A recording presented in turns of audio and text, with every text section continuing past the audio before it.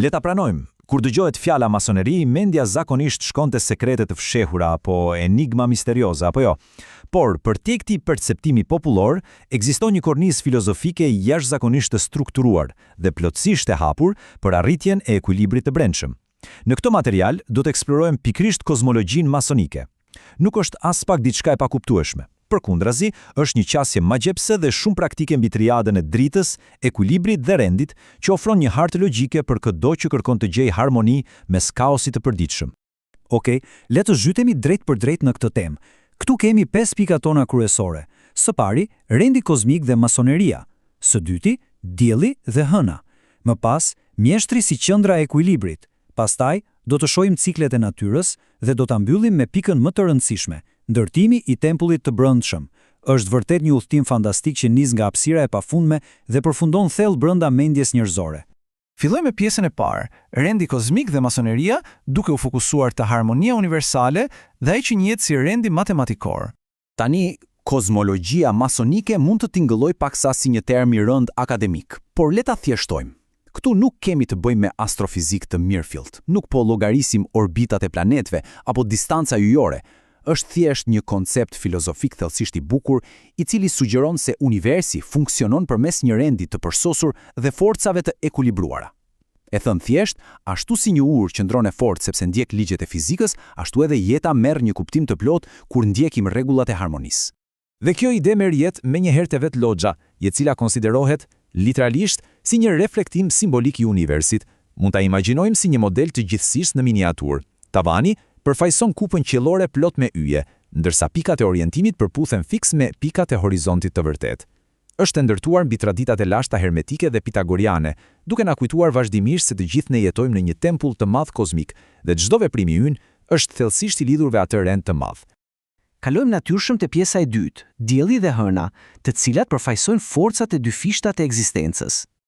Po, çdo sistem i ekuilibruar ka nevojë për forca që ndërveprojnë. Dhe çfarë është më ikonike se sa dielli dhe hëna? Ajo që e bën këtë krahasim vërtet magjepsës është se si këto elemente përkthehen në psikologjinë tonë. Dielli është energjia aktive, është drita e drejtë për drejtë, arsyeja e pastër, logjika racionale, një energji që kërkon të di dhe të shtyjë gjërat përpara. Ndërsa hëna, nga ana tjetër, është diçka krejt ndryshe. Ajo është pasive, nuk prodhon dritë vet, por e reflekton atë, duke u bërë kështu simboli absolut i intuitës, misterit dhe introspeksionit. Njëra mendon me logjik, tjetra ndjen me thellësi. Të dyja këto janë absolutisht jetike për jetën. Por prisni pak, kjo na çon te një pyetje thelbësore. Si munden të bashkëtojnë këto forca të kundërta pa shkaktuar kaos? Sinqerisht, si mundet drita analitike dhe misteri emocional të rinë bashkë në një mendje të vetme pa e shkatruar apo anuluar njëra tjetrën? Përgjigjen e gjejmë te pika jone e tretë, mjeshtri, i parë si qendra e ekuilibrit dhe forca sintetizuese e urtësisë. Urtësia lind nga harmonia dhe moderimi. Fiks, kjo thënie e përmbledh në mënyrë perfekte. Shpesh ekziston një keqkuptim sikur pozicioni i mjeshtrit ka të bëjë thjesht me autoritetin apo pushtetin. Në të vërtet, s'ka të bëj fare me këtë. Mjeshtri, në këtë filozofi, luan rolin e qendrës ndërmjetësuese. Shikoni, nëse e lëm arsyen e diellit të veprojë vetme, bëhemi të ftohtë dhe të ashpër. Nëse e lëm emocionin e hanës të vetëm, rrezikojmë të humbasim kontrollin. Mjeshtri përfaqëson pikërisht atë inteligjencë të ndërgjegjshme që zgjedh rrugën e mesme, duke mbajtur të gjithë sistemin ton moral në një balancë të përsosur. Shikoni këtë grafik për një moment, sepse është një ilustrim vizual briljant i asaj që mund ta quajmë formula e një jete të përsosur. Është i ndarë në 3 pjesë absolutisht të barabarta: mendja apo arsyeja logjike, emocioni apo intuita dhe në fund veprimi, i cili vepron si qendra ekuilibruese. Kur nuk ka një luftë të brendshme mes asaj që mendohet dhe asaj që ndihet, por ato bashkohen përmes një veprimi të moderuar, atëherë kemi arritur vërtet atë që quhet zhvillimi optimal moral. Tani, le të bëjmë një lidhje tjetër fantastike te pjesa e katërt, ciklet e natyrës dhe ritmet e ekzistencës. Këto parime nuk mbeten vetëm teori në letër, ato shihen çdo ditë në botën rreth nesh. Ashtu si vetë natyra, gjithçka kalon nëpër një cikël absolut: lindje, zhvillim dhe transformim.